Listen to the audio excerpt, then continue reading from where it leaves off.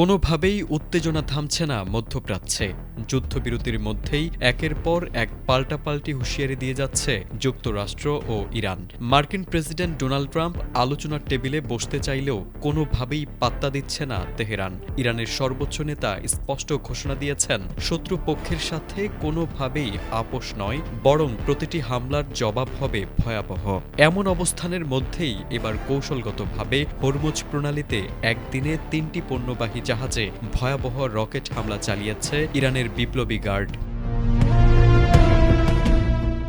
বুধবার রয়টার্সের এক প্রতিবেদনে বলা হয়, প্রথম হামলাটি চালানো হয় ওমানের উত্তর পূর্বে লাইবেরিয়ার পতাকাবাহী একটি কন্টেইনার জাহাজে। আইআরজিসির একটি গানবোট থেকে জাহাজটি লক্ষ্য করে গুলি ও রকেট চালিত গ্রেনেড নিক্ষেপ করা হয়। জাহাজের ক্যাপ্টেনের দাবি, কোনো প্রকার আগাম সতর্কবার্তা ছাড়াই গানবোটটি থেকে হামলা চালানো হয়েছে।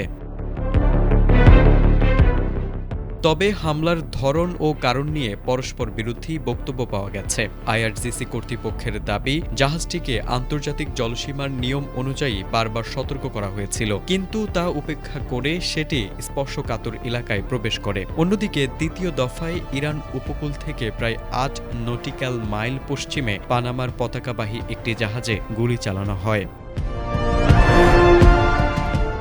একই দিনে তৃতীয় আরেকটি হামলা শিকার হয়েছে লাইবেরিয়ার পতাকাবাহী একটি কন্টেইনার জাহাজ। সামুদ্রিক নিরাপত্তা সূত্রগুলো জানিয়েছে, হামলার পর জাহাজটি মাঝ সমুদ্রে থেমে যায়, যদিও কোনো হতাহতের খবর পাওয়া যায়নি। তবে এই ধারাবাহিক হামলা বিশ্ব বাণিজ্যের অন্যতম প্রধান রুট হরমুজ প্রণালীতে তীব্র আতঙ্ক ছড়িয়ে দিয়েছে। ওয়াশিংটন ও তেহরানের মধ্যকার এই চলমান সংঘাত এখন বৈশ্বিক জ্বালানি ও পণ্য সরবরাহ ব্যবস্থাকে এক অনিশ্চিত ঝুঁকির মুখে ঠেলে দিয়েছে বলে মনে করছেন বিশ্লেষকরা।